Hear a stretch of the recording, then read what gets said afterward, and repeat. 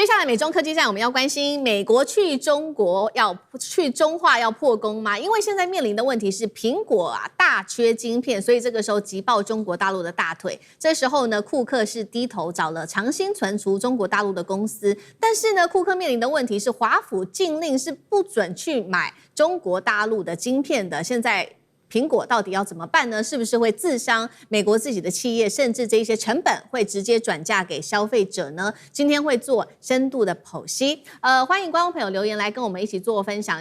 有關於中美的科技戰，在晶片上面的短缺，美國真的可以成功去中化嗎？如果您認為是不行，留言寫1；如果您認為美國是可以的，留言寫2。來，我們一起做互動。好，全球的市值最高的科技公司蘋果，現在被小小的一個記憶體給卡住了。今天的關鍵點就是庫克自己出來坦言哦，他說現在蘋果公司非常的緊張，面臨的是嚴重的供應鏈問題，也就是找不到这個記憶體哦。那麼現在怎麼樣找記憶體的方案？現在他很頭痛，主要的原因是因為呢，我們都知道 AI 的資料中心現在實在是非常的熱門，大家都很需要高階的記憶體的晶片，所以這個晶片製出來之後都是供給給 AI 資料中心了，導致這些消費性的產業，像是蘋果作為這種消費性電子的龍頭公司，它是拿不到這些晶片的。那拿不到這些晶片，當然就會導致這些晶片的價格越來越高，然後呢，記憶體短缺的問題也就變得越來越嚴重了。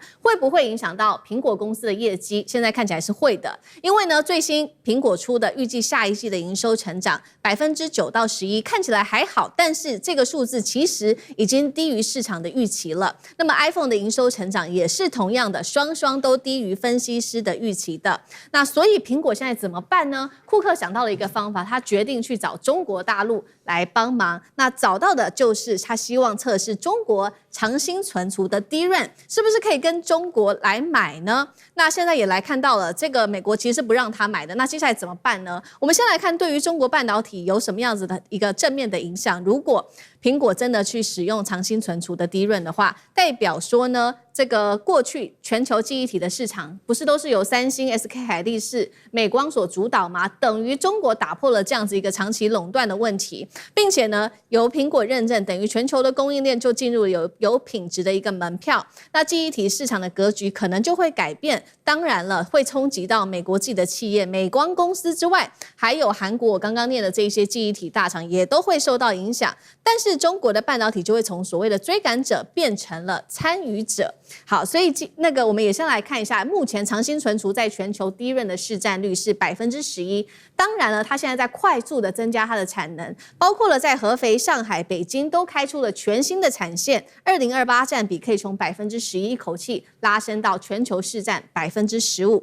今天節目一開始，先請教苑老師怎麼看了。所以說，美韓的記憶體是無法滿足蘋果的需求，它迫使蘋果尋找長興存儲的合作，也代表美國多年來推動去中化完全失效了嗎？那如果蘋果一旦跟中國買，就等於打破了美韓長期在晶片半導體的壟斷地位了嗎？苑老師怎麼看？我覺得這個消息非常重要啊，大家絕對不可以輕忽，因為它代表3重的意義啊。首先的話呢，第一個的話呢，這個是嚴重的違背了我們哲學講的，就是美國是一個自由市場來做生意的。那個市場如果不自由的話呢，就不可能賺錢啊。那麼像這個 iPhone， 它是個上市公司，它有它的財報的預估。這個財報的預估的話，做夢也沒想到 AI 的話呢，因為大家要跟 AI 來競爭這個記憶體的話，出現一個大問題。AI 目前為止的話呢，彼此競爭進入了戰國時代，根本不考慮成本的。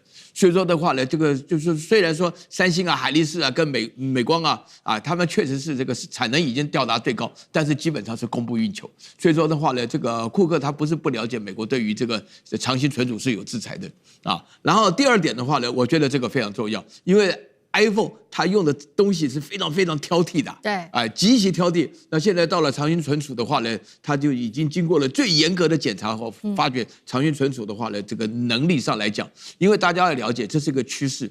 那我是覺得說，三星啊、海力士啊跟那個美光的話呢，他們能夠達到這個 iPhone 的要求，但是突然庫克不顧一切要進口這個長興存儲，所以我看到這消息就覺得說他們的質量一定比較好，一定吧，否則他不願意找這個麻煩。然後第3件事情的話呢，我覺得最重要的的，所以大家不要開玩笑。因為到目前為止，這個 AI 能夠不顧成本多到什麼時候，我們不講。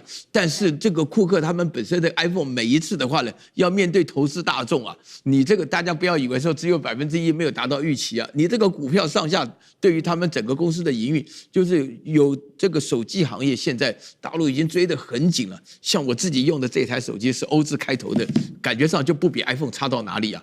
這追得非常激烈，所以說在這種激烈的市場當中的話，那這個庫克當中會想盡辦法來降低它的成本，增加它的效能，那這個長期存儲。所以我覺得這個事情還不到的定論的，他會聯絡非常非常多的企業家，要一起反對美國的一個制裁方案。為什麼呢？因為美國只會制裁，從來沒有建立它的供應鏈。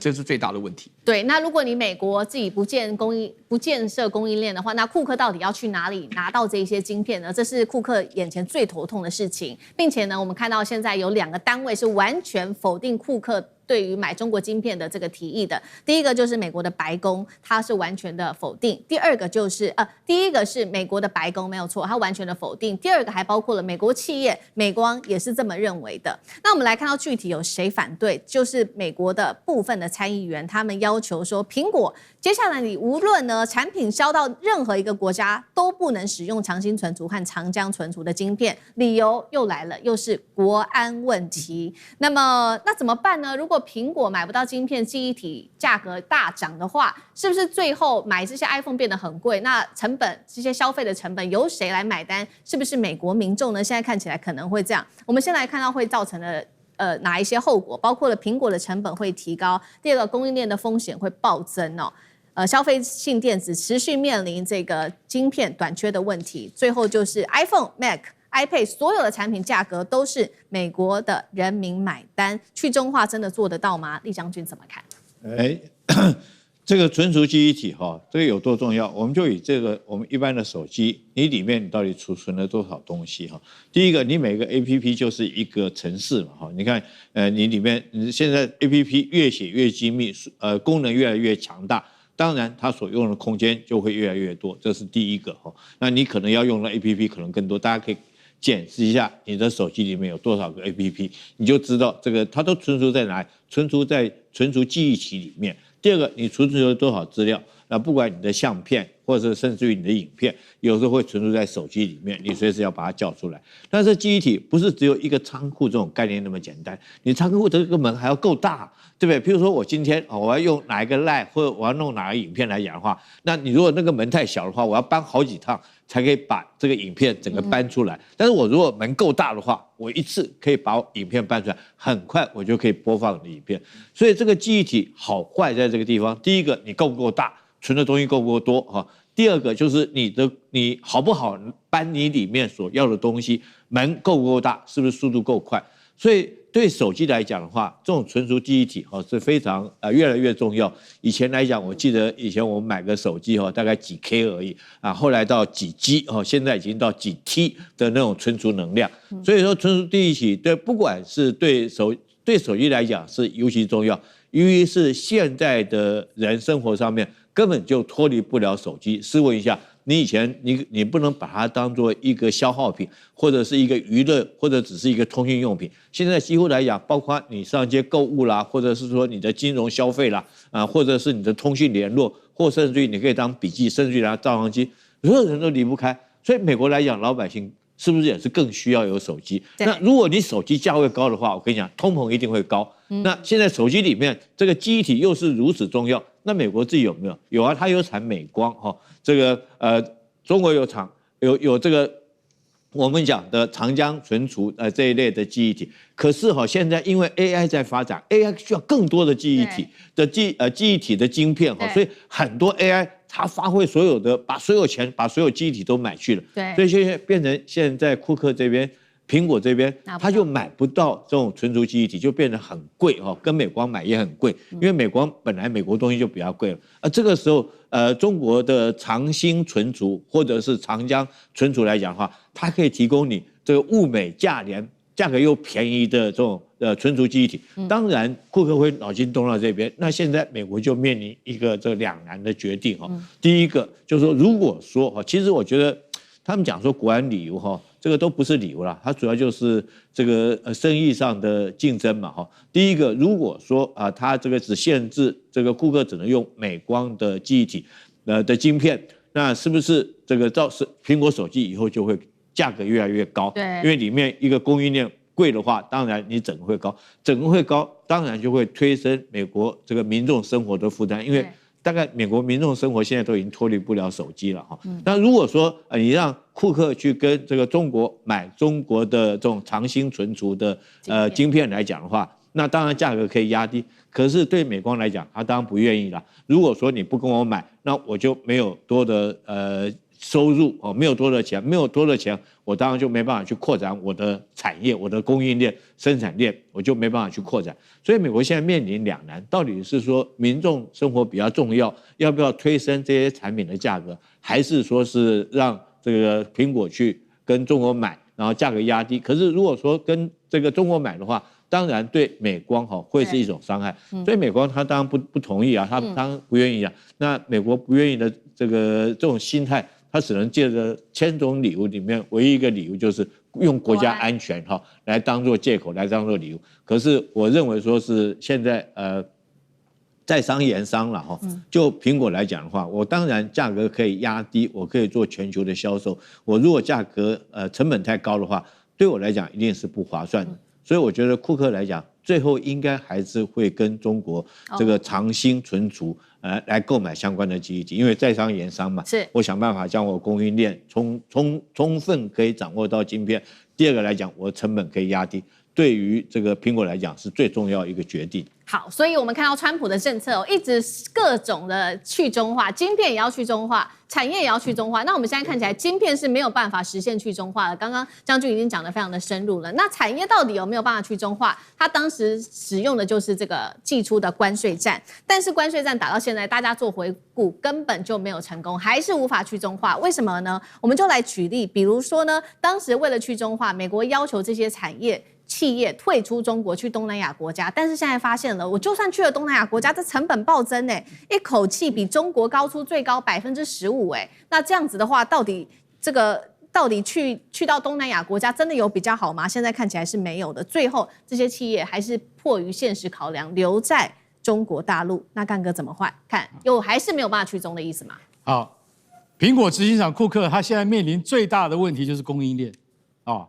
反正這個供應鏈不解決的話，蘋果我們剛剛看了第4季預估啊，他已經講了，庫克講了9%到11%，還是他的獲利啊。華爾街本來預估是12%以上，好了，差3個百分點，差3個百分點要怎麼辦？我告訴你，對於這種全球最大的科技公司來講的話，差一點點就差很多了。庫克現在很傷腦筋，怎麼辦？我自己都不知道怎麼辦。他講了一句話：“100年不遇的大洪水，就是他的那個供應鏈 DRAM 的供應鏈跟不上來，跟不上來。他現在怎麼跟不上來？怎麼辦？跟不上來。他說：你知道我們蘋果多賺錢嗎？你看我們現在入門款的叫做 MacBook Neo 高階版的叫做 MacBook Pro 都賺錢，這一季飆到29%的盈餘啊。”很賺錢啊，可是我可以告訴你啊，我快做不出來了。為什麼？因為我知道我們現在的廠商根本做不出高階的 Apple Silicon 先進製程的晶片，那怎麼辦呢？庫克就說：“這樣啊，我跟川普拜託一下是不是？蘋果產品不是在美國用的，就是說它銷到中國大陸啊、新加坡啊，對不對？台灣什麼地方，我們可以用長興存儲的吧？”我們也可以用長江存儲的吧，然後參議院已經寫信告訴他說不行，不行就是不行，不行你叫我去跳海嗎？我現在要怎麼辦呢？他說，我跟你講這個我們如果用他們比較低階的晶片不但便宜，而且速度又快。我跟你講，這個都是現實問題。商人在商言商，他就是要東西趕快做出去，可以賣錢。我剛才已經講了，不管是那個 MacBook Pro 或者是那個 Neo 都很賺錢，可是接下來就準備要幹嘛？準備要掉下來了。所以他們现在就是等於是蘋果必須要找一條出路。但是美光就擋在前面了。美光比那些參議員還厲害，美光說啊，以前這個記憶體晶片不好的時候，你怎麼沒這樣講啊？對不對？你現在就這樣講啦，對不對？什麼百年不遇我告訴你，你還是不可以用，你不可以用中國大陸做的。為什麼？因為直接打的就是我美光，我會被你打死啊！不可以因為你的美光還講了一句很狠的話啊，美光說：“我告訴你，你們蘋果錯就錯在什麼？花了2000多億去蓋那個 AI 的那個資料中心。”你拿那個2000多億去增加你的擴廠啊，然後本土投資，所謂的本土就是美國本土投資啦。你們蘋果為了利益都忘了你自己的本業，所以現在你叫做活該，你知道嗎？美光講的話非常酸呢，庫克是聽得很氣，但是庫克心裡很急。現在這我想雙重夾擊之下，美光說你絕對不可以，反正參議員都已經把我們美光的想法都講得很清楚了。你要打擊我們，我就是本土最大的記憶體製造商，記憶體DRAM晶片製造商。你如果要用中國的東西的話，長興、長江，那第一個倒霉的就是我，所以我絕對不會答應。我會再發動參議員跟眾議員，然後跟川普游說。我跟你講，接下來的問題最煩惱的是誰？是川普，因為兩邊都是肉，他現在到底要顧誰？可是他如果又看到國安，他頭就昏了，他就必須要去聽美光的話。可是這樣對這個對於這個蘋果這個第一大廠，它有很大的產業打擊，因為大家都要看財報，華爾街是手下不會留情的。好，謝謝幹哥，那我們休息一下，馬上回來。觀眾朋友們，我們要開會員頻道啦！因應呢美中、中東還有印太的亂局，你看到的是新聞，我們看到的是背後誰在操控這個世界。加入會員可以取得獨家視角的通行證，你將優先取得更深的觀點判讀，包括了核心真相分析、歷史脈絡拆解、局勢推演邏輯。同時解鎖會員勳章、優先互動權、問題解析、幕後花絮，支持我們制作高品質的影片。點擊下方的加入鍵，一起成為戰友吧！我們會員頻道見。